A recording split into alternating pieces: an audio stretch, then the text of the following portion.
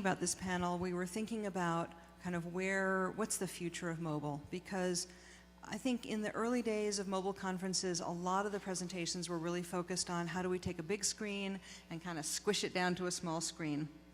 But there's clearly a lot more going on to mobile than that, especially as we begin to think about how people use it. Because of course, when we make something new and put that out into the world, that changes the world.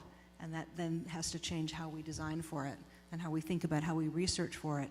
And one of the questions I had as a user researcher is, how do you think out past where we are now and think about that?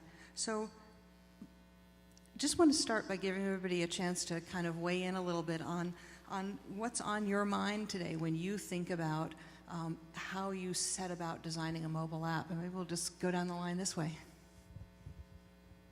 I was really hoping to be at the end of the line. I don't know if I just went right over here. That didn't work. That didn't work out at all. Say your name. So yeah, I'm Cap. So the question is. The question is, what's on your mind? When we were talking, you were talking about how you were thinking about how different audiences need different tools. Sure. So at Etsy, Etsy's kind of unique. I think we have two users. Which are shoppers and then sellers, right? Who come. Is anybody not familiar with Etsy? It's okay. Cool. If you don't know, Google it. No, I'm just kidding. But really, Google it. It's so we have those two users, and so we're constantly thinking about like, how to create, like, there's a tension there, right, between creating a platform for people to sell things and run their business, and then a platform for people to shop for basically whatever you want and find that thing. And when we think about the tooling for that, we have typically like thought about it as like separated, and that actually go like between those two segments kind of, and then that's actually shown itself in our mobile apps and stuff. We just recently released a seller app. We split our Etsy app into two apps, so there's a shopping app and a seller app now. And that's fairly interesting, but what's on my mind right now is not how to squish something down and not how to replicate something on like a smaller device and a bigger device or whatever size device, but mostly like how to make a smaller device talk to the bigger device, especially on the seller side. So I'm actually heading up our seller experience team, and the thing we're talking a lot about is like, how can you use your mobile device to impact, like, to make the what you're doing on your desktop easier? Is everybody familiar with Luke? I'm not going to try his last name. W. Yeah, we're good. I've met him. I still can't do it. Robluski. But anyway, he was talking about how, and I'm going to talk about eBay for a second. I feel really dirty saying that they did something awesome. Nobody here works at eBay, right? I'm so sorry, but I'm going to say something awesome about you. So eBay's app, what's really interesting is when you're listing an item on eBay, you get through the listing process, you get to the photos, like take a photo part of the process, and it's like, hey, like you can turn on our app right now in this part of the process, and you turn on the app, and it immediately opens up the camera, and you start shooting, and the photos start showing up on your desktop computer. And I saw that, and I was like, can I curse? Is that okay? I was like, motherfucker. I was like, that's so smart. And so like, and that's just like a first step, right, into how we can start to like bring these two things together and have them make each other more powerful instead of just trying to like replicate the experience, right? So, Carl, you have a kind of different arrangement at Salesforce where you're thinking about people who are sometimes in an office and sometimes running around. What does that do for you? So yeah, I'm Carl. I work at Salesforce. We sort of run into this problem where if you give someone a smartphone and you don't give them a mobile app, they're going to go through the clunkiest, most horrible drilling page to page to page and zoom and click and zoom on this tiny little thing to do the same thing that they would normally do on their laptop, but they don't have connectivity because they're in the field or something like that.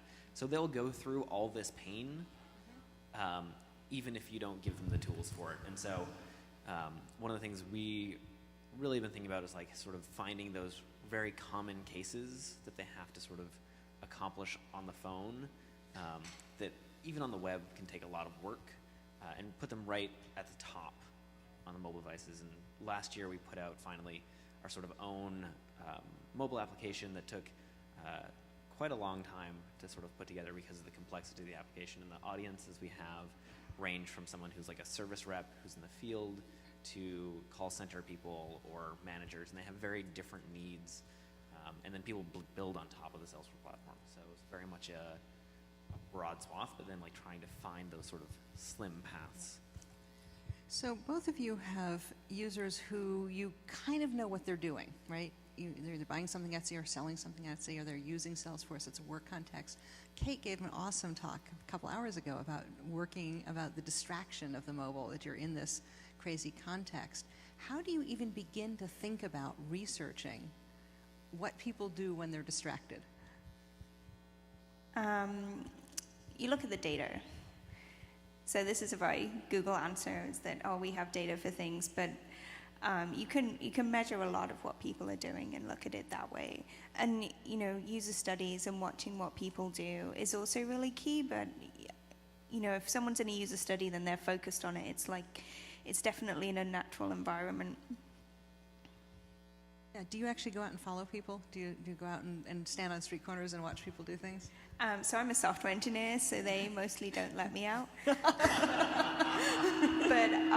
UX designers go out and they do a lot of research and see how people are using things. I think I work on financial search right now, and I think designing for distraction is a big problem, but almost even a bigger one in some ways is that people really don't like financial products. And there's a lot of information. It's all very confusing. And so one of the things I think about is, from an engineering perspective, there are some big engineering problems to solve there around like making that information more manageable, making sure that we're showing users what's most relevant to them in a way that they can trust. Yeah. So, Rod, you're from AT&T, so you're at the far end in some ways of the consumer spectrum and of having the least idea what people are doing except having a mobile Except device. everyone uses our product. Yeah, so I was just sitting here thinking about kind of the huge number of issues that we uncover, because we have a fairly diverse group of folks we always have to try and design for. Obviously, we're interested in selling our product, but we also have to worry about, customer care and taking care of our people and allowing them to manage their accounts. And so it does come down to the data. It does come down to observing and doing the user research, because that tells me, why we're experiencing these problems. Whereas the data, we can look at that and not crunch the numbers. A lot of business managers and product owners will come to us and say, something's happening right here. And that's really where we go and investigate. We might dig into the data, try and ascertain why they're falling out, generate some hypotheses. But at the end of the day, you got to go out and verify that with some good old-fashioned field work. I guess I'm old school that way, but I think that's where you really get the answer of why, and then you can design for that. I think I used the example of, some of our older customers don't ever go online. They don't ever do anything except call the IVR. And, everybody hates the IVR. I have a redheaded son who's, so I can say redheaded stepchild of user experience, is the IVR. To do this, press 1, to do that, press 2. But it's our biggest touch point, ironically. And so I think it's because it's the phone, you dial it. And so that's how people reach out to us. But, we invest a lot of time in that, and we made a lot of great advances. But one of the key interesting things that I found out was an older person, when asked to pay with, for instance, their checking account, will enter their bank routing number. A 20-something will whip out their debit card. The question you have to pose yourself is, who's right? Well, they both are. That was a key point in the IVR where hundreds of thousands of people were failing out, young people, because of the way we had designed it. Once we tweaked it, boom. No more calls to call centers. Customer experience is seamless. It's little things like that. I've heard a lot about attention to detail, and that is definitely key to making things the way they ought to be. What's that great quote? The future is already here, it's just not evenly applied, right? So you can't really say, I don't think all older people are alike any more than all young people are alike, or all, redheaded people are alike. But how do you, is it harder to design for an audience that's gotten broader? I think in the early days of user experience, we were largely doing desktop things. We knew kind of where someone was sitting and what posture they were in, and now it's kind of wide open. Any of you have any answers for how you get out and really do that field work that looks at context? I mean, so it's Etsy, so we know our community pretty well. So we do regular seller visits. Actually, in fact, like the entire company, if you go, we all go home for different holidays and things like that. And when you go home, the company will sponsor you getting together with sellers for a drink and buying them all like a drink or like a coffee or something like that, and actually getting to like hang out with them, which is really interesting. This is like the entire company can do this. But the seller team like is going on, I think it's gone like a weekly, at least once or twice a week for the last like probably 3 to 6 months, has gone into a seller studio. The trade is that we help them do their work if we can watch them do their work. And that's been super useful. What's very interesting about the seller stuff is that we can't A/B, so we A/B test, like we use data like crazy on all the shopping stuff because buyers don't seem to notice or care when we move the add to cart button. We don't get any emails about that. But we can't, like we have a really hard time ethically even like just screwing with somebody's like workflow when they're trying to like work on their business. And like A/B testing on sellers is just something we try not to do. So that's like we're using essentially like qualitative data as our data stream to figure out like if we're doing a good or bad thing. And of course, like we look at data at the end to see just what's going on, but like honestly, there's also not enough seller data for statistical significance or like anything like that. So we have to actually like we're doing sprints where we ship and then like ship to user research basically every 2 or 3 weeks, just like we would ship to actual like to bucketed users every 2 or 3 weeks on the shopping side. I think you have to think about what you can measure. So sometimes it's really hard to measure someone being happier. You know, they're clicking the button and it's in one place, they're clicking the button, it's in another place. But you can kind of measure how unhappy they are. So if someone clicks out and then comes straight back again, that's a very clear indication that they haven't found what they're looking for. And so if you look for these kind of pain points and these little pockets of misery in your data, then you can try and make these people less miserable.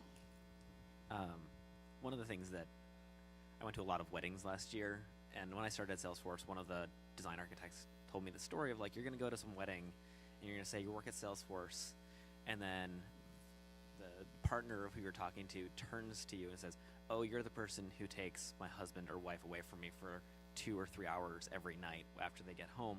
And so it's like this pocket of misery because basically we built this like data entry system that takes a lot of work, and it was this massive pain point. And one of our like sort of key findings is like, how can we reduce that sort of pocket of misery and thus sort of like give people back time with their families in the evenings, because they have to like go out in the field all day, talk to a bunch of people, they write everything down on paper, and then they have to go back home and duplicate all that work. And so one of our biggest pushes lately has been, how can we reduce that sort of like duplication of work, sort of doubling of pain? So we've been talking so far really about how we manage the audience we already have and the application we already have. I think one of the interesting things about being at mobile conferences is that so many of the companies in the field were disruptive, right? They created something new. I mean, Etsy certainly was a disruptive force. Salesforce in some ways was. But how do we disrupt ourselves? How do you look into the future? I mean, how do you keep track of knowing what the next trend is, not just what the problems are that you could tweak in your current app? I guess when we look at, I mean, you're talking about innovation, you're talking about what are we doing in 2020, and you know, obviously understanding the user ecosystem as it is today is one thing. I kind of look at it, technology and new technologies, which we're constantly vetting and looking at. They come into the ecosystem and they either survive or they don't. They either, in my opinion, have value or they don't, and that's one of the big things that I think you can focus on is, you know, trying to look at some new technology. It may be really cool.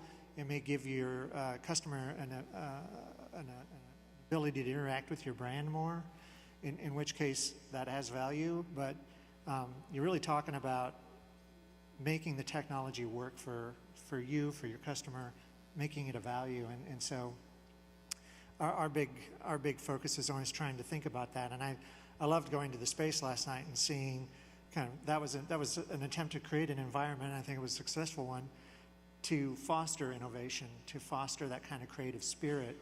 And that's not something that's easy to do, you know, and you can kind of sit back and wait for that to happen. But really, again, doing user research, understanding the ecosystem, and then understanding the potential of technologies and ideating on how you can leverage them is kind of how we look at that question.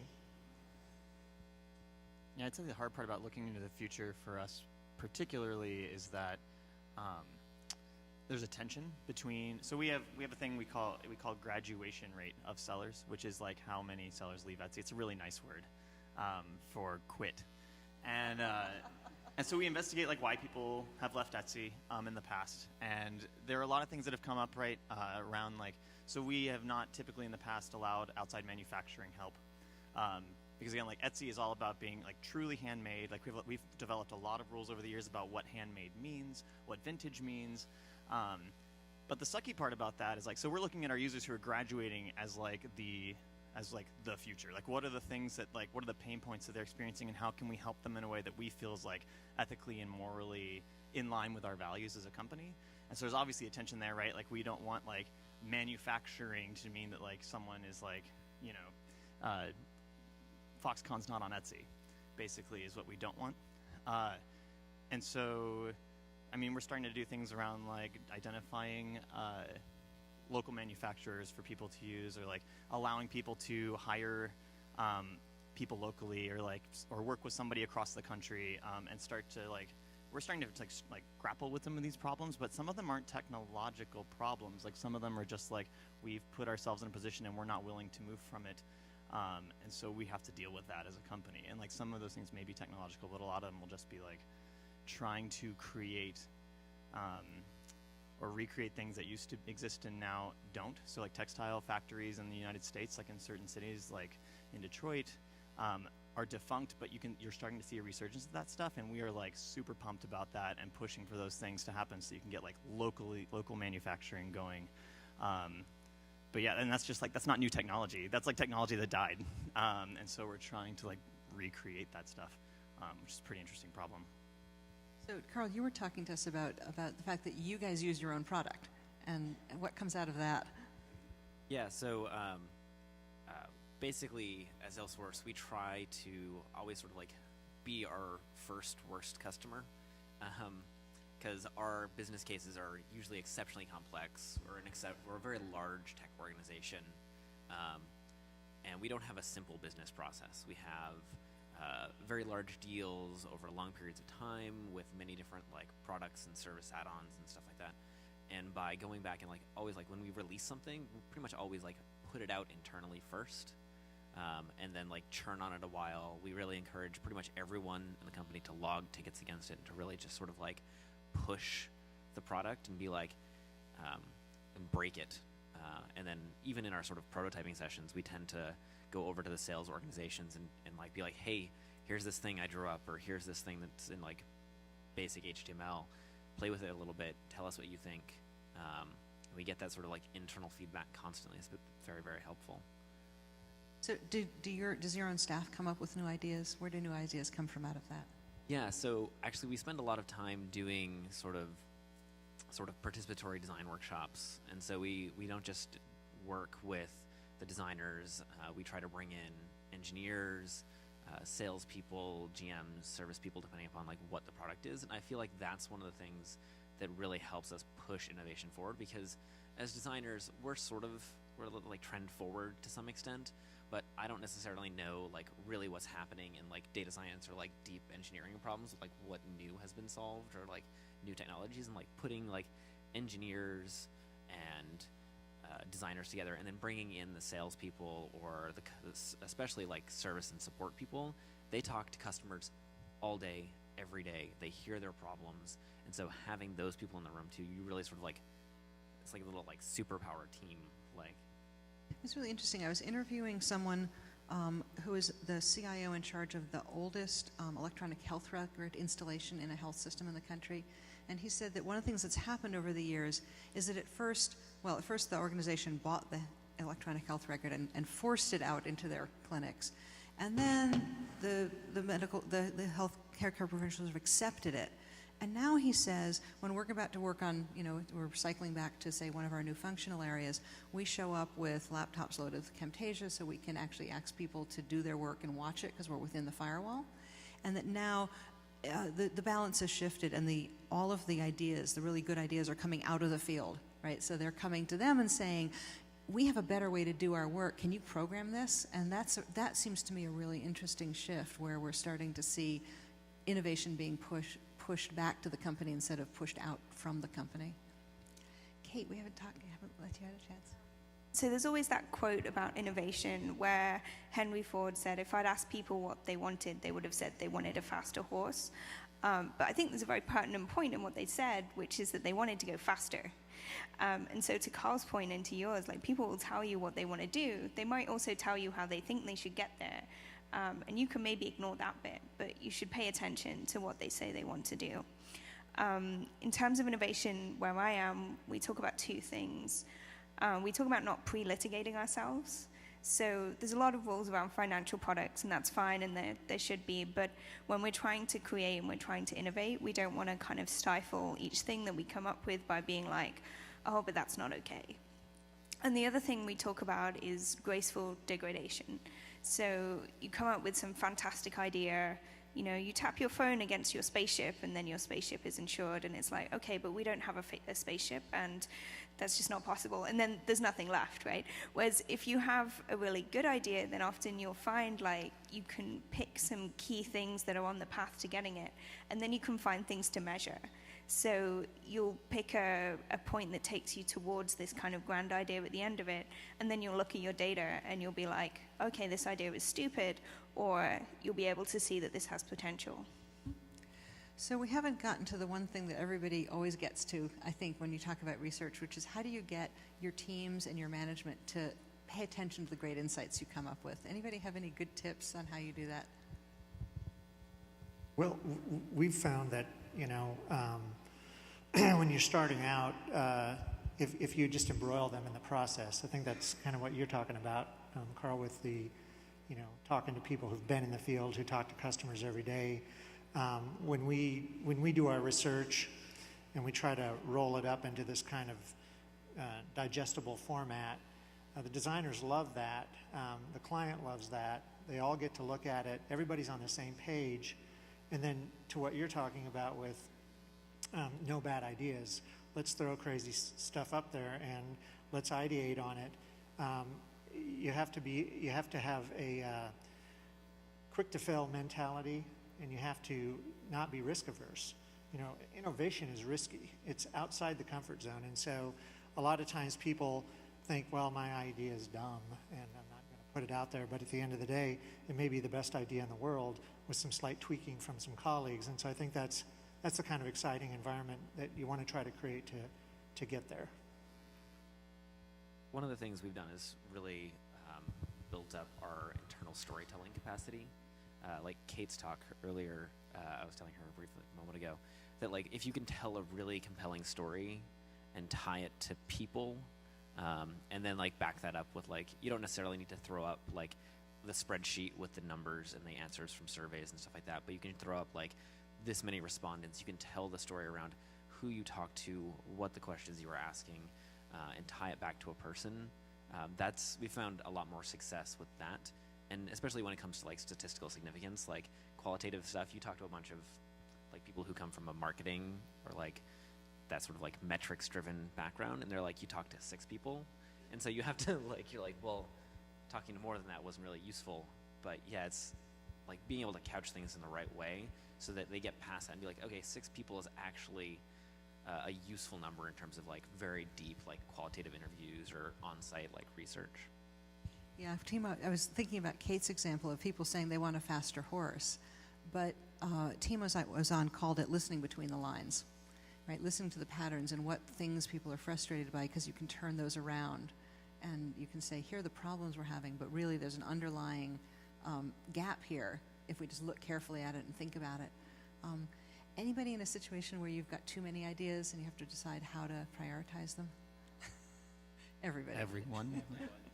So how do you do that? You just make a list and chop off the bottom. I mean, it's basically, I mean, we work in really small teams, makes it pretty easy. You just grab everybody on the team. It's usually 4 or 5 people, PM, couple engineers, and a designer.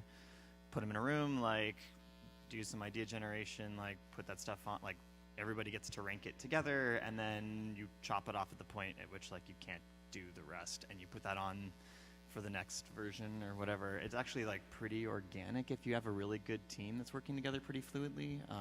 What you don't want to be in a position of is, like, one person deciding that stuff. That doesn't feel very good, and everybody feels pretty bummed out about the work, even if it's good work.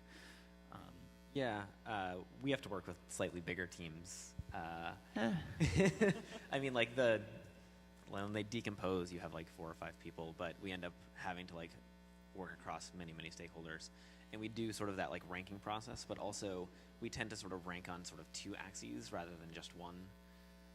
So one is like importance, some sort of like, or like riskiness factor, and then difficulty. And so sometimes that's just good to be like, oh, this is important and risky, so we need to, and difficult, so we really need to devote time and effort to this, because it's like if we fail at this, our whole thing is out the window. But if it's down in the other bottom quadrant, that's definitely like, you just chop everything off there. Like, I always worry that you're going to take all the easy stuff and that you've missed the really big thing, that you've missed the big thing that's actually quite hard and will take some transition, will take thinking about it, and maybe even moving your audience into a new place, and that you've been so busy doing all those little low-hanging fruit things that you've missed that big opportunity as it goes by. But it seems to me that one of the differences between when I started in the field, is how much data we have, right? That something about mobile, I mean, one of the things about mobile is that you're constantly hitting the servers, and we know what people are doing. We know what things they're requesting. We know what they're doing on our app in a way that even with desktop computers, we didn't have that kind of data. So you're never really making a decision alone.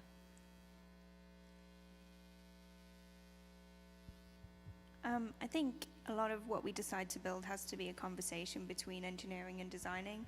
And you don't want to just knock off the low-hanging fruit. You want to go for the kind of big, hairy, audacious goals. But at the same time, you need to understand how long these will take to build. So if you have the best idea in the world and it will take you 2 years to build it, and you have 10 pretty good ideas that you could also do in that time, you're probably going to get further doing the pretty good ideas. So it's about faster cycles and being able to sort of cycle faster and try it out.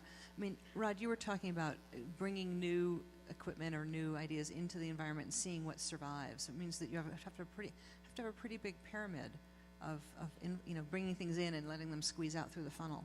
Yeah, and a lot of that, I mean, a lot of it is brought in with a specific goal in mind. You know, I want to put this into a store and I want it to do X, and so that's a pretty easy one, because you can just go ahead and execute on that with a prototype.